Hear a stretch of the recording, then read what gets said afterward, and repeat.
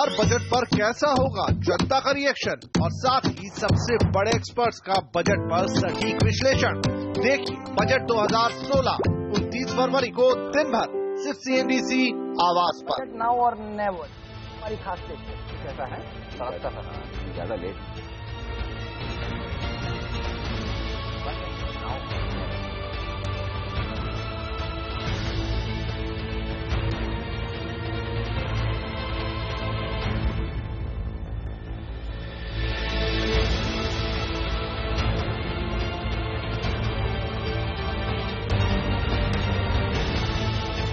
Motilal Oswal tower से CNBC आवाज की बजट की महापेशकश। आज है सबसे बड़ा दिन बाजार के लिए, इकोनॉमी के लिए। क्या वित्त मंत्री बाजार को खुश कर पाएंगे, इकोनॉमी को ग्रोथ की रफ्तार दे पाएंगे? इस पर हमारी खास पेशकश आज दिन भर। नमस्कार, और मैं हूं हेमंत कई। जी अनिल, सबकी नजरें हैं कि मोदी जी और वित्त मंत्री अरुण जेटली जी मिलकर इस बुल को क्या आज हैप्पी कर पाते हैं और एक शानदार तेजी भारतीय बाजारों में देखने को मिलती है क्या? नाउ और नेवर, ये है हमारी बजट की थीम। और आज वित्त मंत्री के पास मौका है कुछ कर दिखाने का और बाजार में सुस्ती भगाने का, तेजी लौटाने का। तो बड़ा दिन, बड़ा कवरेज, आप सबका स्वागत है। आगे बढ़े उससे पहले इस वक्त की हेडलाइन। बजट का काउंटडाउन शुरू सुबह 11 बजे लोकसभा में वित्त मंत्री पेश करेंगे आम बजट। दोपहर 3:30 बजे होगी प्रेस कॉन्फ्रेंस। आज बजट पर CNBC आवाज पर होगी सबसे बड़ी कवरेज। लगेगा दिग्गजों का जमावड़ा, विशेषज्ञों का पैनल समझाएगा बजट की बारीकियां।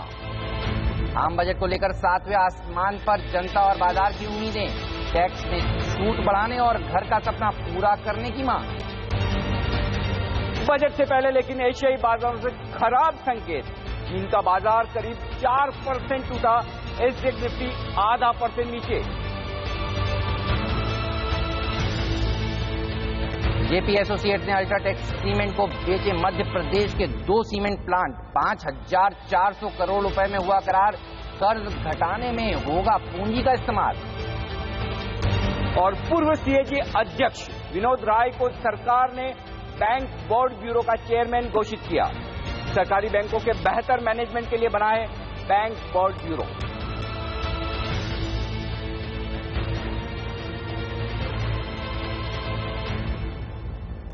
चलिए, तो ये थी अब तक की सबसे बड़ी सुर्खियां। और एशियाई बाजार में देखिए अनिल, चाइना का मार्केट ये वो बाजार है जो आज बजट के दिन भी हमें परेशान कर रहा है। अपेक्षा करें कि आज भारतीय बाजार चाइना के मार्केट्स को थोड़ा दरकिनार रखें और अपेक्षा करें 11 बजे कुछ बड़े रिफॉर्म्स के अनाउंसमेंट हो बजट में। ये बताइए, जो बड़ी चीजें हैं, बाजार जिससे घबराया हुआ है, long term capital gains tax, कहीं इसकी डेफिनेशन में चेंजेस ना हो जाए। और आज सबसे ज्यादा नजर इसी चीज पर रहने वाली है। और कौन सी 3 चीजें हैं जो सबको आज नजर पे रखनी चाहिए? सबसे बड़ी बात, बाजार ये मानकर चल रहा है कि अगर कोई बुरी खबर ना आए तो भी वो हमारे लिए अच्छी होगी। तो इस बार बजट से उम्मीदें हैं बेहद कम, और उम्मीदों में डर ज्यादा है, या यूं कहें कि आशंकाएं ज्यादा है। जिस long term capital gain tax की आपने बात की, अगर वो लौट आता है, किसी भी फॉर्म में किसी भी तरह से बदलाव होता है, तो बाजार का उस पर नेगेटिव रिएक्शन होगा। सिर्फ यही बात बचा सकती है कि आप long term capital gain tax लगाएं लेकिन STT को पूरी तरह से हटा दें, तो बाजार खुश होगा। अदरवाइज बाजार के लिए दिक्कत की बात है। तो पहली चीज तो वहां नजर होगी। दूसरी नजर बाजार की होगी वित्तीय घाटे के आंकड़े पर। 3.5% का अगर वित्तीय घाटे का आंकड़ा घोषित करते हैं वित्त मंत्री, तो बाजार उससे खुश होगा। उसके ऊपर का जो भी आंकड़ा आएगा वहां पर थोड़ी सी दिक्कत होने वाली है। तीसरी बड़ी बात बाजार जो देखना चाहता है वो होगा कि बैंक के रिकैपिटलाइजेशन के लिए वित्त मंत्री कितना पैसा बताते हैं। 30,000 करोड़ 35,000 करोड़ से ज्यादा का आंकड़ा आता है, वो बाजार को पसंद आएगा और सरकारी बैंकों में एक तेजी का कारण बना सकता है। इसके अलावा डिविडेंड डिस्ट्रीब्यूशन टैक्स में बदलाव की गुंजाइश बन रही है। अगर वो कम होता है बहुत अच्छी बात है, हटता है तो और भी अच्छी बात है। तो उस पर भी बाजार की नजर आएंगी। तो ये 3-4 बड़े मुद्दे हैं। और इसके साथ ही सरकार कितना खर्च ग्रोथ बढ़ाने पर करती है, हेमंत, उस पर नजर होगी। बिल्कुल, तो ये तमाम ऐसे मुद्दे हैं जिसके ऊपर बाजार की आज नजर बनी हुई है। लेकिन SGX निफ्टी देखिए यही संकेत दे रहा है कि 37 अंक की कमजोरी के साथ आज भारतीय बाजार खुल सकते हैं। तो मूव और डायरेक्शन दरअसल बजट के बाद ही आज मिलेगा। तो 11 बजे के बाद जिस तरह की घोषणाएं वित्त मंत्री जी आज करते हैं पार्लियामेंट में, उसके ऊपर सबकी नजर बनी रहने वाली है। लेकिन कैसे ट्रेड करें? देखिए, एक तो 11 बजे से पहले का समय थोड़ी सुस्ती भरा, थोड़ा कमजोरी भरा रह सकता है, लेकिन 11 बजे के बाद एक फुल तेजी देखने को मिल सकती है मार्केट में। क्या लग रहा है आपको? ये एक्चुअली 11 बजे के बाद का सेशन 11 से 1:30 बजे तक, जो मैं ब्रॉडली मान कर चल रहा हूँ कि उस बीच में वित्त मंत्री जी का भाषण होगा।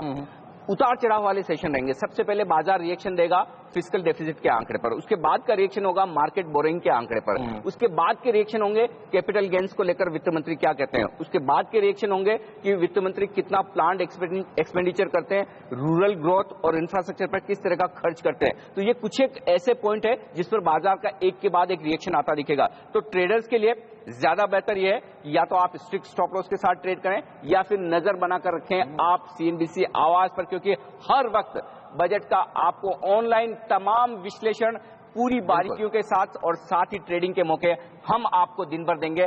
बजट के पहले, बजट के बाद और बजट के दौरान जब वित्त मंत्री अपना बजट पेश कर रहे होंगे तब भी हम आपको उसी वक्त बताएंगे कि आपको किस तरह का निवेश और किस तरह का ट्रेड उस वक्त करना चाहिए रियल टाइम बेसिस पर। तो short term, medium term, long term, सब तरह की सलाहें आज सीएनबीसी आवाज पर आपको हम देने वाले हैं।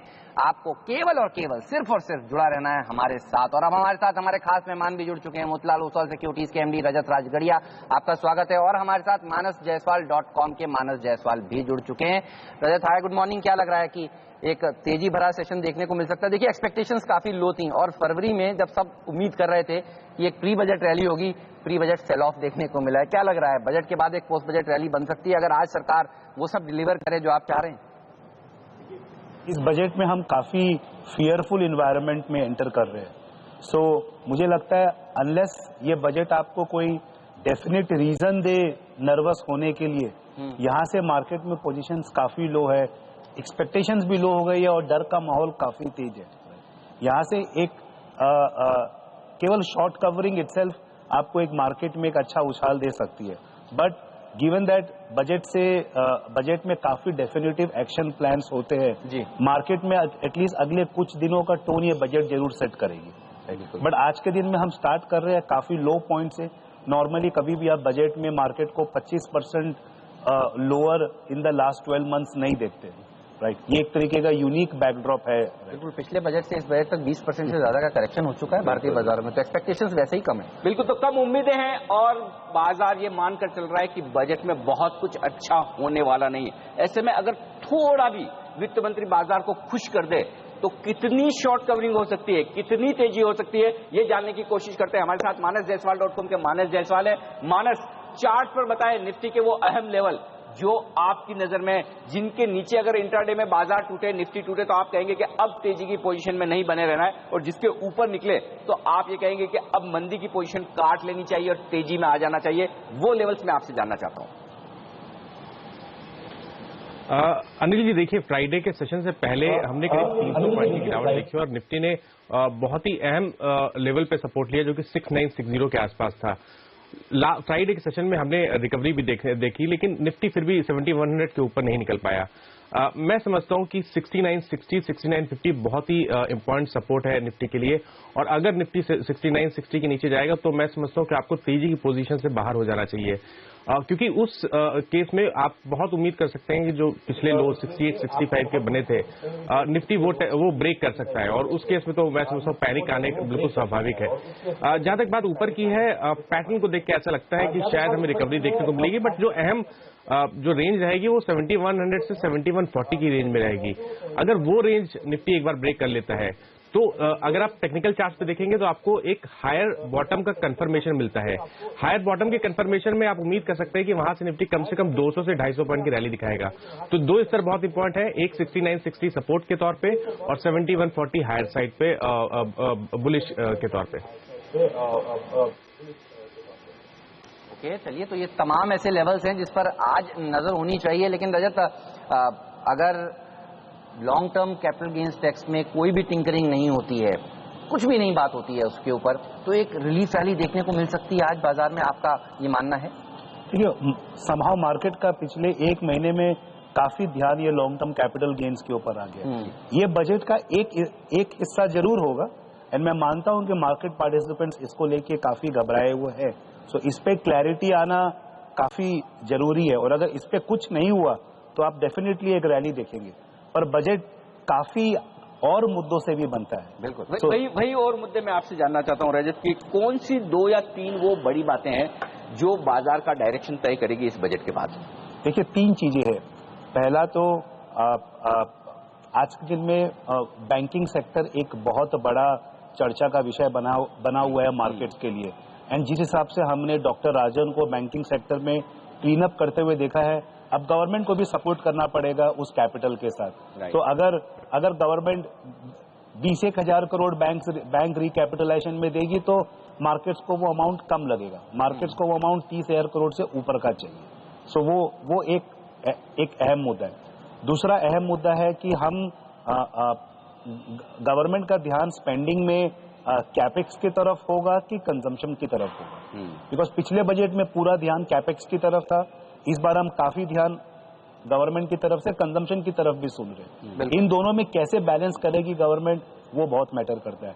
और तीसरा, गवर्नमेंट को अपनी रेवेन्यूज भी बढ़ानी है, तो वो कौन कौन से सेक्टर से या तरीकों से अपनी रेवेन्यू बढ़ाएगी, बिकॉज रेवेन्यू बढ़ाएगी तो आपसे या मुझसे या किसी कॉर्पोरेट सेक्टर से ही लेगी।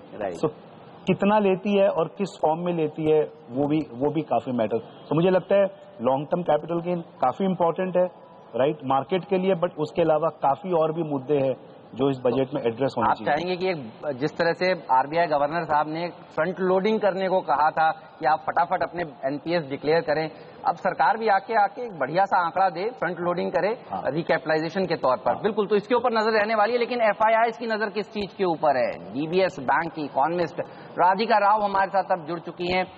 राधिका, हाय, गुड मॉर्निंग। इम्पोर्टेंट दिन है आज इस देश के लिए, ये बताइए, क्योंकि आप सिंगापुर में बैठी हैं, क्या बड़ी चीजें हैं जो आज आप सुनना चाहेंगे वित्त मंत्री जी से? आई थिंक जो पहला सुनने के लिए इम्पोर्टेंट रहेगा वो तो ऑफकोर्स फिस्कल डेफिसिट टारगेट है। फिस्कल डेफिसिट टारगेट कहाँ बना है, क्या आप 15-16 का मीट कर पाए हैं, और 16-17 का कहाँ है? 3.5% का -3.5 तो टारगेट है, लेकिन उससे कितना दूर गया है?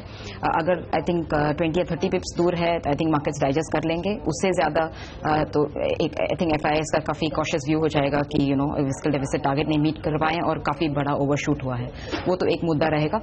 और उस पर डेफिसिट टारगेट पे अजम्पशंस क्या हैं, क्या ग्रोथ के हैं, क्या इन्फ्लेशन के हैं? जो इकोनॉमिक सर्वे हुआ था फ्राइडे, उन्होंने काफी कॉशियस लेकिन रियलिस्टिक नंबर्स दिए थे कि 7.5% में आएगा, वो इंपॉर्टेंट रहेगा। दूसरा रहेगा टैक्सेशन के मुद्दे पे रेवेन्यूज के लिए कितना बूस्ट मिल सकता है। जैसे मुद्दे सर्विस टैक्स ऊपर जाने वाला है, ये लॉन्ग टर्म टैक्स का क्या होता है, वो भी स्टॉक मार्केट के लिए काफी इंपॉर्टेंट रहेगा, और एफआईआईएस के लिए भी एक्सटेंशन पे। तो हमें लगता है ये मैक्रो स्टेबिलिटी और छोटे जो मेजर्स हैं वो भी दोनों हैंड इन हैंड जाएंगे, दोनों हैंड इन हैंड। तो इन तमाम मुद्दों पर रहेगी नजर, लेकिन एक सबसे बड़ी बात जो है वो है बैंक्स के रिकैपिटलाइजेशन को लेकर, इस पर नजरें। राधिका, आप क्या समझती हैं, जो हालात खराब हैं इस वक्त बैंकिंग सेक्टर के और खासतौर से सरकारी बैंक्स के, उसके लिए आप वित्त मंत्री से क्या सुनना चाहती हैं इस बजट में?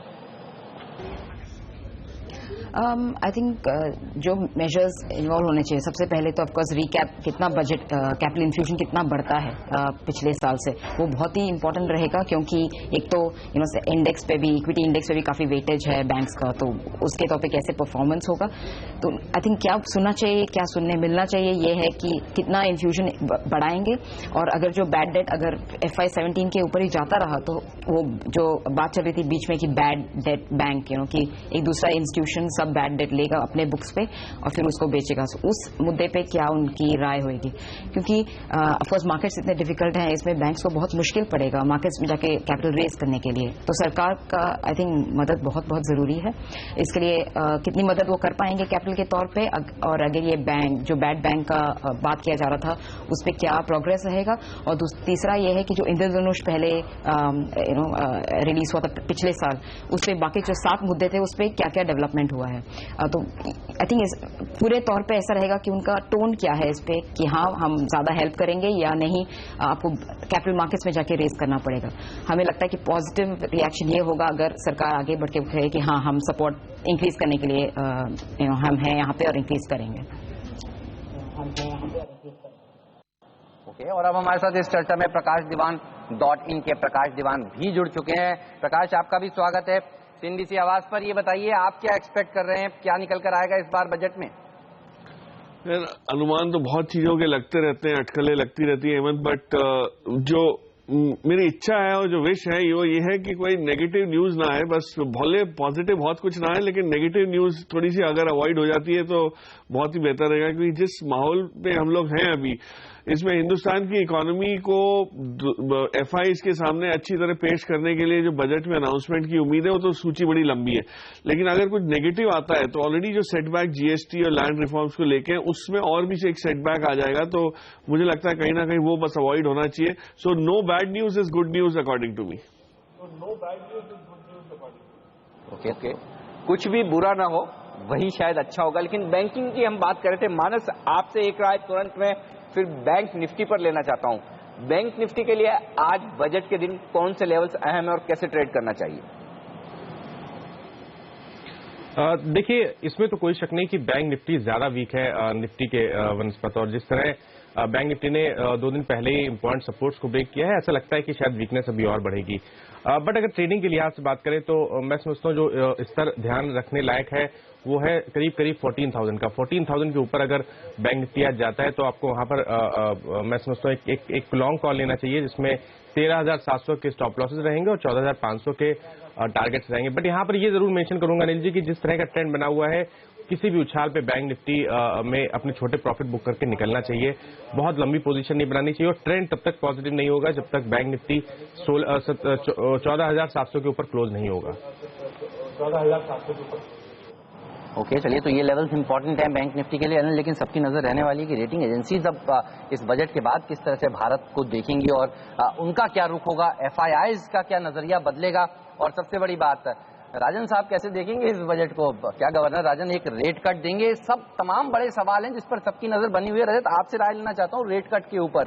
राजन साहब ने कहा था कि वो देखना चाहेंगे कि स्ट्रक्चरल रिफॉर्म्स हो जिसके चलते ग्रोथ आए, और तब वो एक रेट कट देंगे। क्या लगता है ये बजट डिलीवर कर पाएगा वो सब इतने टफ, चैलेंजिंग और ग्लोबल एनवायरनमेंट में?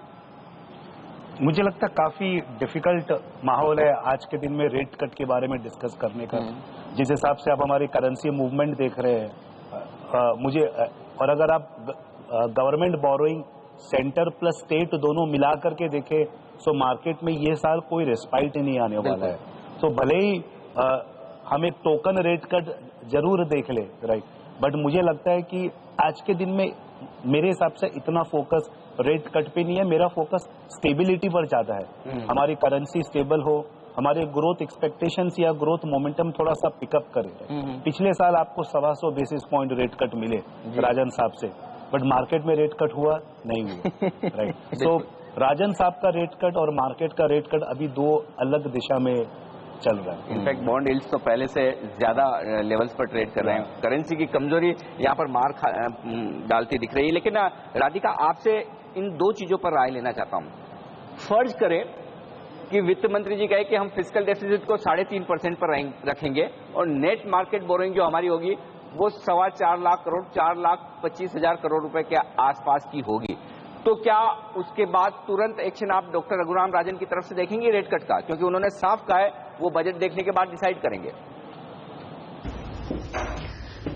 अगर आज जो टारगेट मेंटेन किया गया, जैसे आपने कहा 3.5% का, I think most importantly RBI क्या करेगा कि कैसे वो 3.5% आया है, यू नो, स्पेशली गवर्नर राजन ने देखेंगे कि पे कमीशन लिया गया है कि नहीं, ग्रोथ का नंबर्स क्या है, क्योंकि ये नहीं जरूरी कि सिर्फ डेफिसिट टारगेट मिलना है, किस बैकग्राउंड पे मिल रहा है। अगर ग्रोथ नॉमिनल जीडीपी ऐसे कहा है कि 13.5% होगा, यू नो, तो अनरियलिस्टिक असम्पशंस दिए गए हैं, रेवेन्यूज को बहुत ज्यादा दिया गया है, डाइवेस्टमेंट जो प्रोसीड का टारगेट है उसको भी ज्यादा बढ़ा दिया गया है।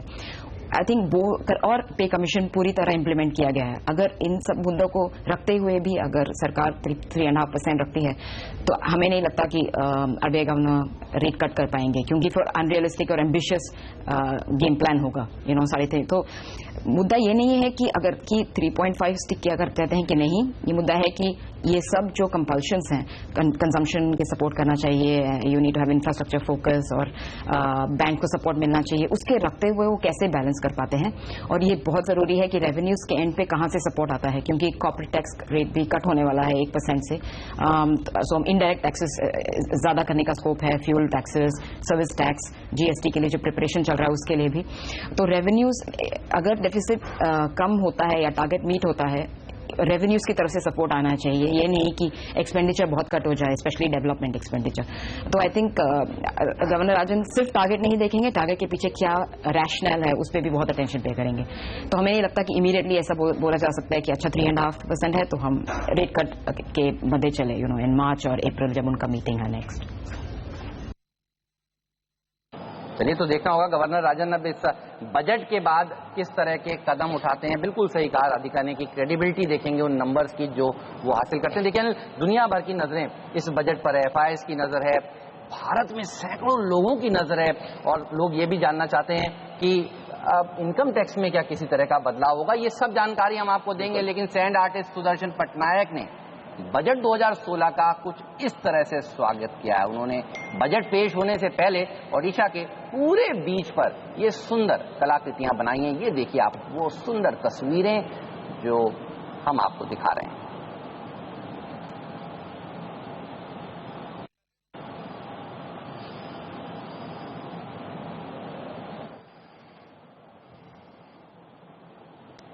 और वक्त एक छोटे से ब्रेक का। ब्रेक के बाद लौटेंगे, लेकर आएंगे आपके लिए 5 एक्सपर्ट्स की निफ्टी में रणनीति और साथ ही बताएंगे आपको वो टॉप 5 स्टॉक्स जहां पर आज दिखेगा बजट से पहले दमदार एक्शन। कुछ और बड़े दिग्गज हमारे साथ जुड़ेंगे इस ब्रेक के बाद, आप भी बने रहिए।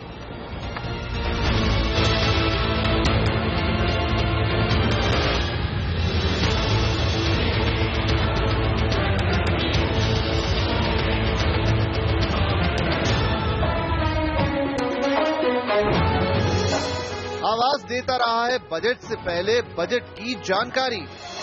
ये जो सूटी के शेयर है इनको बेच के निपटा देना चाहिए। वॉलेटिलिटी के माहौल में मैं सस्ते दाम पर गिरते हुए बाजार में शेयर बेचूं, ये कोई सेंस नहीं है और इसलिए हमें वैकल्पिक तरीके इस पे अपनाने पड़ेंगे। आवाज बताता रहा है कि क्या कर सकते हैं बजट में वित्त मंत्री। अगर क्षमता होगी तो शायद उसको मैं बढ़ाने की भी कोशिश करूंगा ताकि रिकैपिटलाइजेशन से भी बैंक्स की एक क्षमता बढ़ती है। आवाज ने 11 साल से नंबर 1 बजट का पूरा कवरेज देखिए आपकी अपनी भाषा में सरल तरीके से, सिर्फ CNBC आवाज पर।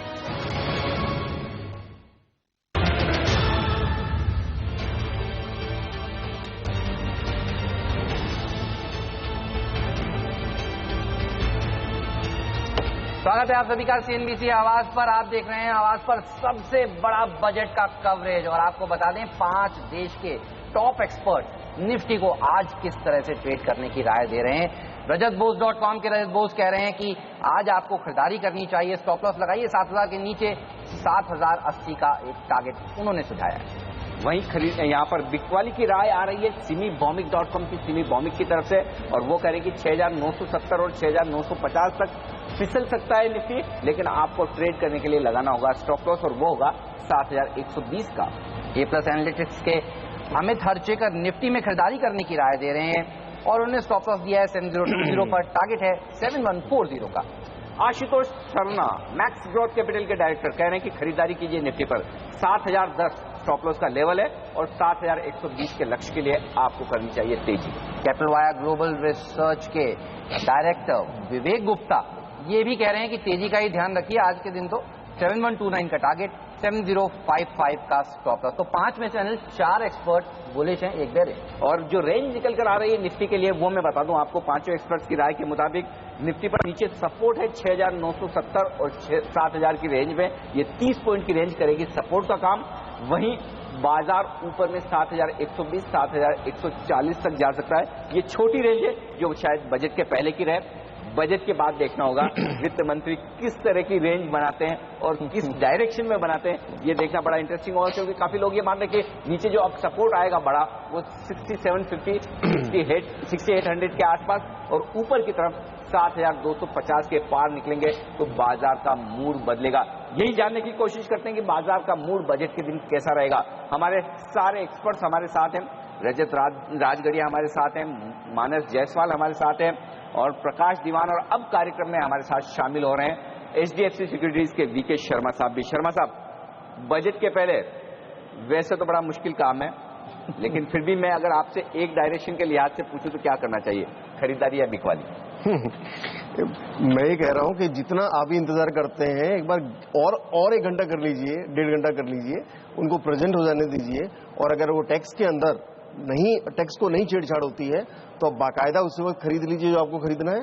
और अगर छेड़छाड़ वो तो शर्मा जी लास्ट में ही पता चलेगा, जब बजट का भाषण खत्म होगा 12 से 12:30 के बीच में कभी भी, तब पता चलेगा कि इन्होंने लॉन्ग टर्म कैपिटल गेन के बारे में कुछ नहीं बोला, अब सब ठीक है। तो क्या बटन दबाने का वक्त वो होगा? तब उस वक्त श्रेयस्कर है कि जब आपको सर्टेनिटी आए उस वक्त करना अच्छा है। लेकिन बहुत सारे रीजंस हैं, कुछ ऐसे भी चीजें आ सकती हैं जो आपने सोची नहीं हो, वो होंगी नहीं कैपिटल गेन से रिलेटेड। ओके, जैसे द मोमेंट हम कैपिटल गेन्स की बात करते हैं, हम ये अज्यूम करते हैं कि या तो टैक्स आएगा या नहीं आएगा, या उसकी अवधि बढ़ाएंगे, और सिनेरियोज भी होते हैं। पर एक जो पहले ये ध्यान रखा जाए कि हमारा जो कैपिटल गेन्स एग्जेम्पशन आया वो 2 तरीके से आया था। इसकी शुरुआत हुई थी जब जसवंत सिंह ने 2003 का बजट पेश किया था, जिसके अंदर पहली बार उन्होंने BSE 500 स्टॉक्स को इंक्लूड किया था। जी राइट। तो अगर जो सरकार को प्रॉब्लम है कहां से, सरकार को जो प्रॉब्लम है करंटली वो ये है कि आपकी इस एग्जेम्पशन का गलत फायदा बहुत सारे स्मॉल ट्रेडर्स उठा रहे हैं जो लॉन्ड्री कर रहे हैं, ब्लैक को व्हाइट कर रहे हैं, इस तरह के ट्रेड्स को फिक्स करके। तो वो ऑटोमेटिकली फिक्स हो जाएगा अगर आप ये कह दें कि भैया BSE 500 पे मैं वापस जाता हूं। उससे नहीं तो आपका मार्केट खराब होगा और नहीं आपका निवेशक किसी प्रकार से दुखी होगा। बिल्कुल। तो वो कदम अगर उठाएंगे तो बिल्कुल सही कदम माना तो जाएगा। कह रहा हूं कि तो long term capital gains tax होगा भी और नुकसान भी नहीं होगा बाजार। इसलिए मैं कह रहा हूं कि इसको क्या बोल रहे हैं उसको सुनना बहुत आवश्यक है। तो जिस चीज के ऊपर कि हमने चेंज कर दिया, आपने बिना सुने उसको बेच दिया, तो ये नुकसान हो सकता है। बिल्कुल बिल्कुल। चलिए तो इंतजार करिए, CNBC आवाज के साथ आप जुड़े रहिए और यहीं पर आपको मिलेगा सबसे पहले बजट की डिटेल्स की जानकारी भी। हमारे साथ हमारे एक्सपर्ट्स बने हुए हैं और अब सीधे चलते हैं वापस प्रकाश दीवान के पास। प्रकाश, एक खबर है ओवर द वीकेंड जो निकली है, उस पर एक आपसे राय लेना चाहता हूं। JP एसोसिएट्स, जिस डील का सभी को इंतजार था, देखिए बजट से पहले हमने देखा कि वो डील का अनाउंसमेंट होता हुआ दिखा है। सीमेंट यूनिट बेच रहे हैं अल्ट्राटेक को। ये बताइए, JP एसोसिएट्स में ज्यादा तेजी होगी अल्ट्राटेक में, या फिर बैंकों में जिन्होंने कर्ज दिया हुआ था उनको पैसा मिलेगा वापस? मुझे लगता है बैंकों को तो थोड़ा नॉमिनल फायदा जरूर होगा, लेकिन अल्ट्राटेक के लिए ये बहुत पॉजिटिव न्यूज है हिम्मत, क्योंकि इनकी कैपेसिटी जो है वो करीब 66 मेट्रिक टन पर एनम की जो है वो 33% बढ़ जाएगी JP के इस एसेट को लेके, तो और भी मजबूत पोजीशन हो जाएगी। ऑलरेडी इतनी बढ़िया कंपनी है और बजट में कुछ ना कुछ ऐलान हाउसिंग को, स्मार्ट सिटीज को, रोड कंस्ट्रक्शन को लेके आएगा, तो सीमेंट कंपनी तो ऐसे भी पॉजिटिव उसमें है। तो I think it's very positive UltraTech, और बैंक्स के लिए तो नॉमिनली ऑफकोर्स पॉजिटिव जरूर रहेगा, बट JP में कोई खास बदलाव आएगा स्टॉक में मुझे नहीं लगता। चलिए, तो ये राय है इन तमाम स्टॉक्स पर। शुक्रिया प्रकाश आपका आज सुबह हमारे साथ जुड़कर वक्त निकालने के लिए। लेकिन अब एक और स्पेस जहां पर शायद एक्शन दिखे और लोग काफी उम्मीद भी कर रहे हैं, शर्मा साहब आपसे राय लेना चाहता हूं। उससे पहले वित्त राज्य मंत्री जयंत सिन्हा साहब के साथ बात कर रहे हैं हमारे ब्यूरो चीफ लक्ष्मण रॉय। सीधे चलते हैं दिल्ली।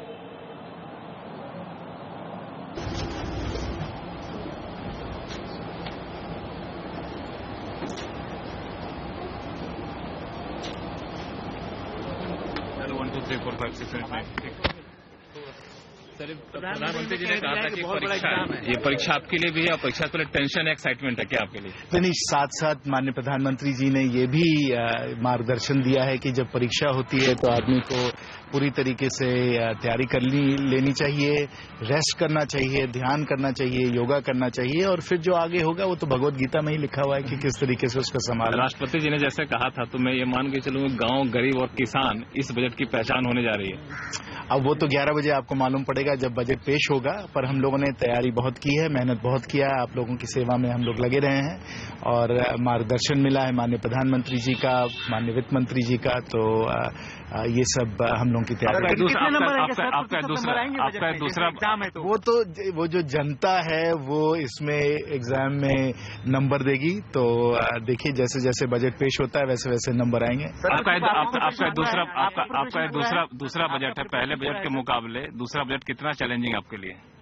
देखिए, हर बजट में यूनिक सर्कमस्टेंसेस रहते हैं। हर बजट में हम लोगों को कई सारे मुद्दे जो हैं उनको संभालने पड़ते हैं। तो मैं बजट की तुलना किसी और बजट से नहीं करूंगा। वो 11 बजे जब पेश होगा बजट तो आपको पता चल जाएगा कि इस बजट में हम लोगों ने क्या किया। समय था जब बजट से बाहर रह के सरकार से उम्मीदें लगा बैठते थे, अब आप सरकार के अंदर है। वो बजट जब पेश हो जाएगा तो उसके बाद हम लोग समिंग अप करेंगे। अभी हम लोग सिर्फ बता सकते हैं आप लोगों को कि हम लोगों ने सबकी बातें सुनी है, सबका हम लोगों ने सलाह लिया है और बहुत मेहनत की है। और अब 11 बजे जब बजट पेश होगा तो सब चीजों का नतीजा आप लोगों को मालूम ग्लोबल सिचुएशन के समय कितनी बड़ी चुनौती है इस वक्त? चुनौतियां तो बहुत हैं, आप सब लोगों को मालूम है कि क्या क्या चुनौतियां हैं। और हमारी कोशिश रही है कि इन सब चुनौतियों को संभालते हुए देश की जनता के लिए जितना कुछ हम लोग कर सकते हैं हम लोग करेंगे।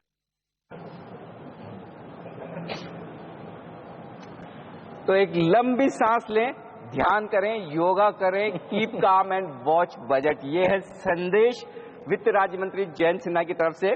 बहुत मेहनत की है। वो ये कह रहे हैं कि हर बजट चैलेंजिंग होता है, इस बजट में भी बहुत कुछ खास होने वाला है हम सबके लिए। और ये क्या कुछ खास होगा और बजट से पहले क्या वाकई में हम सांस ले सकते हैं चैन की?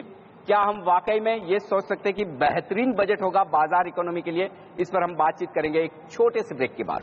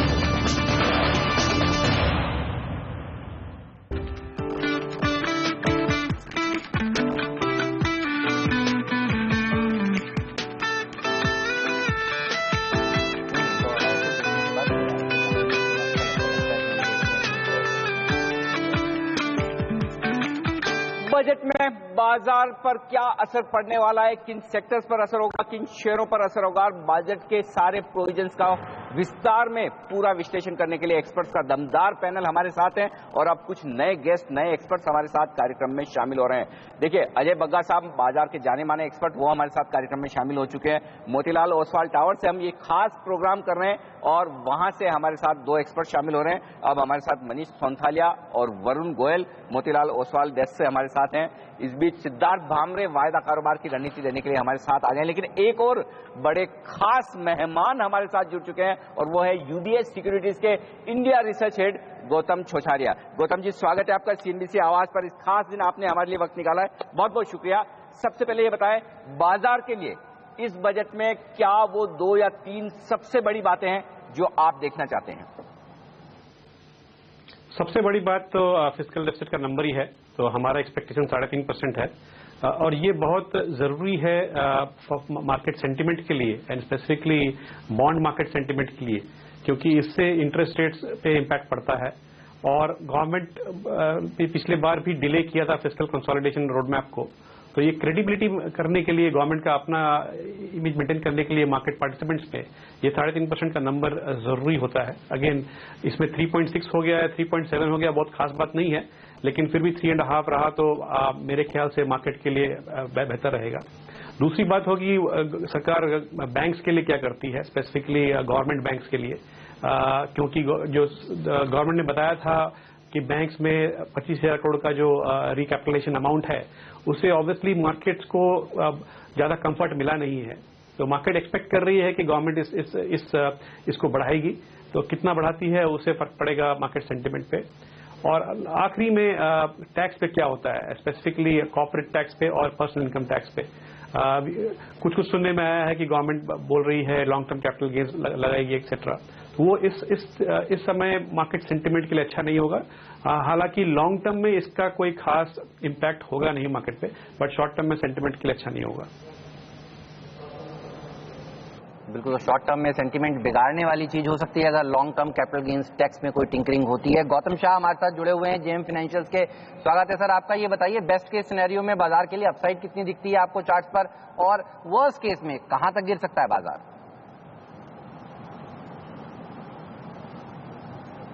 This budget on a very weak note. I mean, even though the expectations are quite low at this point of time, I think even an average budget will actually take the market down because the trend and momentum continues to be in favor of sellers.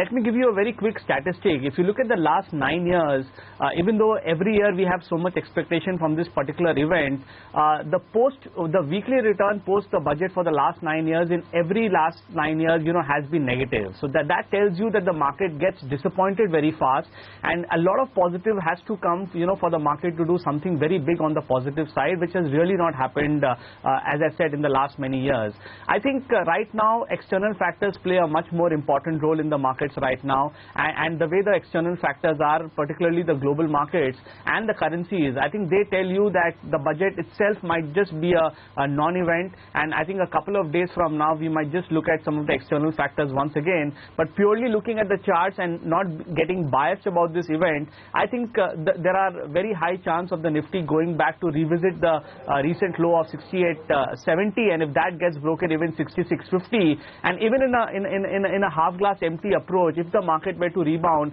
I think going past 72.50 is going to be extremely difficult. तो ये तकनीकी chart पर राय budget पर लेकर, लेकिन मनीष सोनथालिया हमारे साथ है, मोतीलाल ओसवाल पीएमएस के जो हेड है इक्विटीज के। मनीष, क्या ये कहना ठीक होगा कि अगर बजट में किसी तरह की कोई खराब खबर ना आए, क्योंकि इस वक्त लोग यही चाहते हैं कि बुरा कुछ ना करे वित्त मंत्री, तो ये कहना ठीक है कि फिर जो बॉटम हमने देख लिया है बाजार में वो बना रहेगा, उसके नीचे जाने की संभावना कम है, या फिर ग्लोबल मार्केट के खतरे अब भी बरकरार हैं? देखिए, मेरा ये मानना है कि सिर्फ रुपए पर आप ध्यान दीजिए।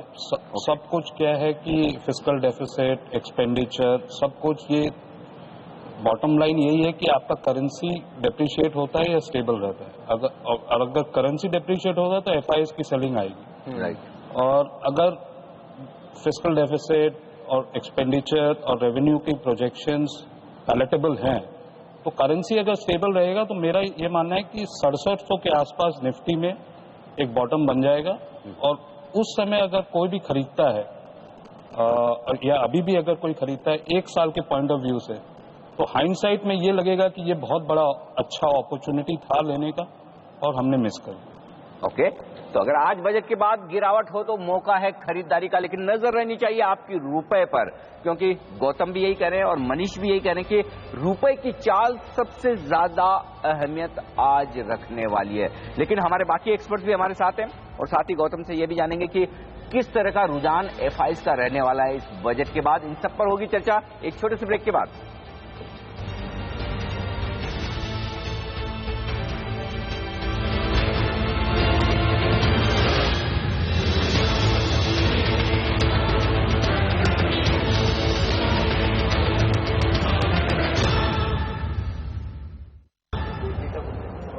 ठीक है, डन।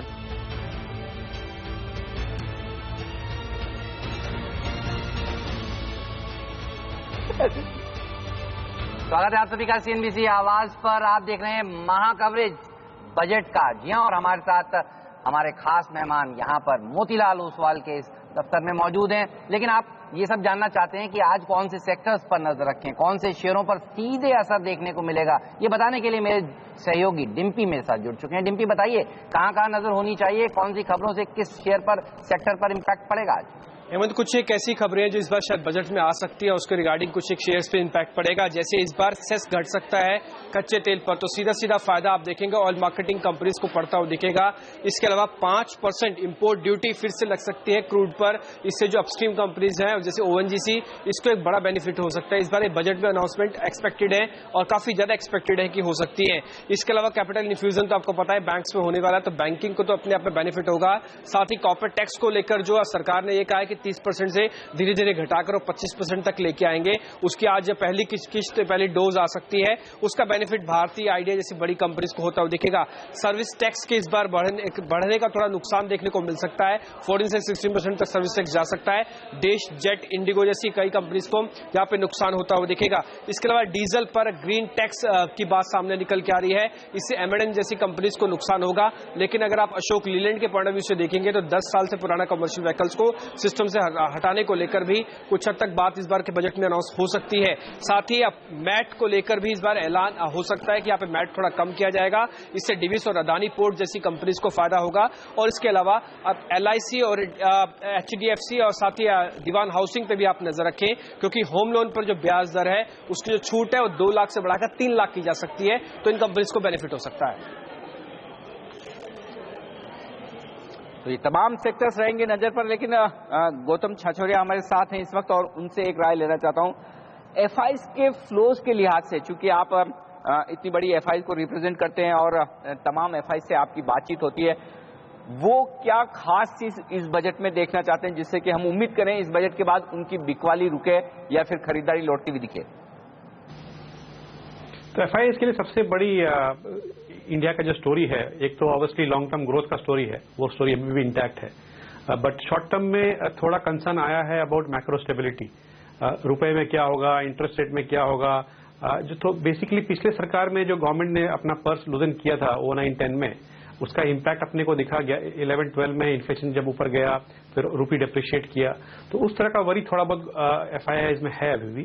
तो गवर्नमेंट अगर अपना फिस्कल कंसोलिडेशन रोडमैप में टिकी रहती है तो वो FIs को काफी कॉन्फिडेंस मिलेगा। इसको छोड़ के ऑब्वियसली FIs ये भी देख रहे हैं कि वो गार इश्यू और रेट्रोस्पेक्टिव टैक्सेशन में कुछ गवर्नमेंट और क्लैरिटी देती है कि नहीं देती है, तो उससे थोड़ा सेंटिमेंट को पॉजिटिव होगा। इन दोनों को छोड़ के सेक्टर स्पेसिफिक तो हमेशा इश्यूज रहते हैं, तेल पे, बैंक्स पे etcetera, but biggest one will be macro stability. Okay, चलिए, तो FIs देखना चाहते हैं कि स्टेबिलिटी टैक्स के फ्रंट पर इस देश में बनती हुई नजर आए। लेकिन बग्गा साहब, ये बताइए, आप क्या सुनना चाहते हैं इस बार बजट में? एक बड़ी चीज जो आप एक्सपेक्ट कर रहे हो? नहीं, एक्सपेक्टेशंस बहुत लो है ओवरऑल, और वो अच्छी बात भी है, क्योंकि फिर ज्यादा उम्मीद नहीं है तो आपको डिसअपॉइंटमेंट भी नहीं रहेगी। मैं यही कहूंगा, अगर 3.5% का आंकड़ा वो रखते हैं फिस्कल डेफिसिट, तो ये अच्छा रहेगा मार्केट्स के लिए, क्योंकि आप देखिए 0.1% कितना है, 12,000-15,000 करोड़ का फर्क है। उसको करके आप अपना वायदा अगर तोड़ते हैं तो फॉरेन इन्वेस्टर्स को उससे काफी सेंटिमेंट में क्षति आती है। तो मैं यही होप कर रहा हूं कि 3.5 पे वो बरकरार रहे और कहें हम अपना फिस्कल घर जो है उसको ठीक करेंगे, उतना ही खर्चा करेंगे जितनी हमारी आमदनी है, और खर्चे को हम रीओरिएंट करेंगे, जहां जहां पुअरर सेक्शंस हैं डायरेक्ट बेनिफिट ट्रांसफर करेंगे, रूरल की तरफ फोकस लाएंगे। आई थिंक वो चीजें अगर करेंगे तो वो मार्केट पॉजिटिव देखेगा। मैं इससे बिल्कुल सहमत नहीं हूं कि इसको स्लिपेज करें और 3.7, 3.8 का आंकड़ा लाएं, ये मार्केट के लिए हानिकारक रहेगा। RBI भी रेट कट नहीं करेगा। अगर 3.5 करें और RBI फिर रेट कट लेके आता है, आपका जो डेट है आज के दिन में भारतीय सरकार का जो लोन्स है वो 60 लाख करोड़ का है, उस पे अगर आपको 25 पैसे साल भर के आपको मिल जाते हैं, उससे आपको कहीं ज्यादा मुनाफा होगा बनिस्बत इसके कि आप इस फिस्कल डेफिसिट को स्लिप करें। तो आई होप ये सिंपल मैथ फाइनेंस मिनिस्ट्री के जो मैंडरिन्स हैं उनको समझ आएगी और ये स्लिपेज नहीं आने देंगे फिस्कल डेफिसिट में। ओके, तो ये राय है इस वक्त फिस्कल डेफिसिट पर। लेकिन हेलिस कैपिटल के Sameer Arora long term capital gain tax में किसी भी तरह की छेड़छाड़ को लेकर सरकार को चेतावनी दे रहे हैं। उनका यह कहना है कि अगर ऐसा होता है तो सरकार को कमाई तो एक भी पैसे की नहीं होगी, लेकिन बाजार 5 से 10% टूट जाएगा। खाली नुकसान होगा रिटेल का, पैसा एक नहीं बनेगा, टैक्स 1 रुपया नहीं कलेक्ट होगा और बिना बातें मार्केट 5-10% गिर जाएगी। 1 रुपया एक्स्ट्रा नहीं मिलेगा, आप 3 साल करें 1 साल करें, ना किसी का माइंडसेट चेंज होगा, ना किसी की इनकम चेंज होगी, कुछ नहीं चेंज होगा accept that the market would be down and it would just show that we don't know what we are doing. If the government says that effective April 1, any investment made to enjoy long-term capital exemptions must be held for 3 years, I think market will be fine. But if you go back and retrospectively change and say पुराने को भी यही तकलीफ हो जाएगी, then that lead to a lot of selling.